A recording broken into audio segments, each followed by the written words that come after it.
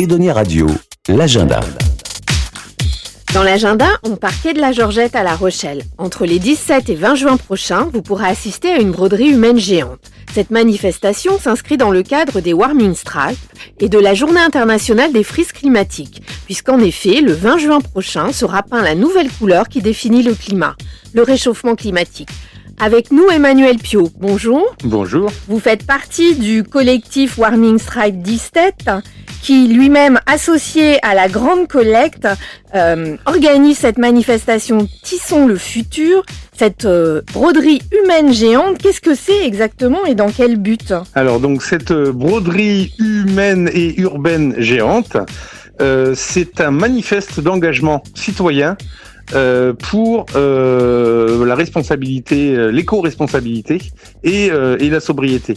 Le problème climatique, maintenant tout le monde le sait, c'est un vrai problème auquel on est en train de faire face.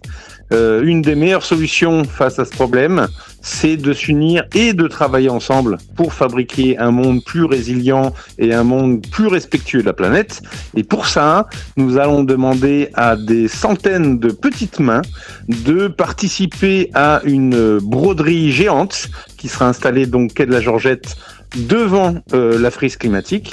Une broderie qui sera réalisée à partir de tissus usagés. Donc, ce qu'on va demander à tout le monde, de 7 à 77 ans, c'est de regarder dans ses fonds de tiroirs et de placards si elle a des vieux tissus. On cherche principalement des grands tissus, des draps, des nappes, des choses comme ça, et nous les apporter pour pouvoir faire des bandes de tissus qu'on va après utiliser pour broder du 17 au 21 juin sur le quai, une broderie géante puisqu'elle fera dans les 25 mètres. Ah oui, effectivement, géante.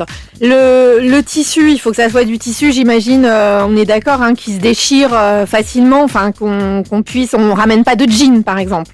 Tout à fait, il faut du tissu dont on puisse déchirer des bandes, donc pas de jean, pas de velours, pas de grosses toiles, de choses comme ça, principalement du coton, mais bon, coton ou mélange, l'important c'est qu'on puisse en déchirer de longues bandes. C'est quelque chose qui est très simple à faire, et à déchirer et à broder. Et ça va donner un grand motif qui va être magnifique, un motif qui dit on aime la planète, on va réparer nos bêtises et on va apprendre à l'aimer et à mieux la respecter. Cette grande broderie Océane, je laisse la surprise sur le motif final, cette grande broderie-là, on pourra la faire que parce qu'on saura énormément la faire et on va la faire avec notre linge usagé plutôt que de le jeter.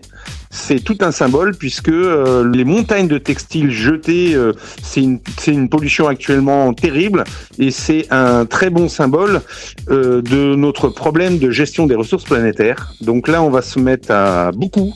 On va se mettre à énormément de gens pour dire que au lieu d'arrêter de jeter et de polluer, on va réutiliser tous ces tissus-là pour faire une grande déclaration d'amour à la planète et à dire qu'on va tous en prendre soin ensemble.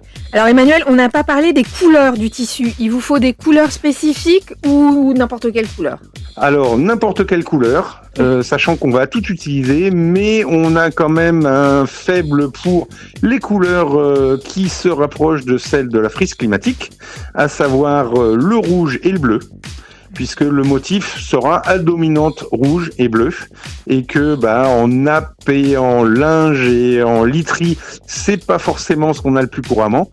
Donc si vous avez vraiment beaucoup de tissus et que vous devez choisir d'abord le rouge et le bleu, mais on prend tout le reste.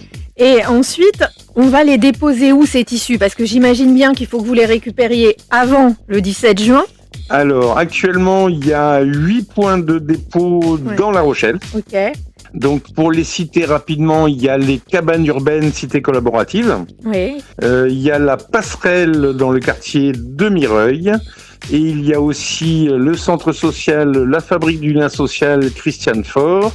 Il y a également la maison de quartier de Portneuf. Peut-être que j'en oublie. J'imagine qu'on peut retrouver tous ces renseignements sur Internet.